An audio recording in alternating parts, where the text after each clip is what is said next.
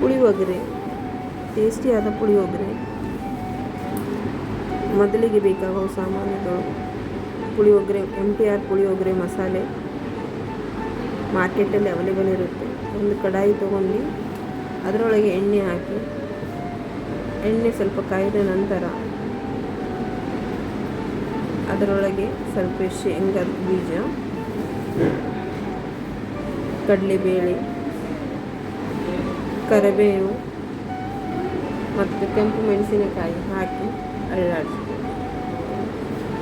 ಒಂದು ಸ್ವಲ್ಪ ಹತ್ತ ನಂತರ ಶೇಂಗಾ ಬೈದ ಮೇಲೆ ಅದರೊಳಗೆ ಪುಳಿಯೋಗರೆ ಮಸಾಲೆಯನ್ನು ಆ್ಯಡ್ ಮಾಡಬೇಕು. 2 to 3 tablespoon MTR puliyogare ಮಸಾಲೆಯನ್ನು ಹಾಕಿ ಅದನ್ನು ಗರಂ ಆಗಲಿಕ್ಕೆ ಬಿಡಬೇಕು.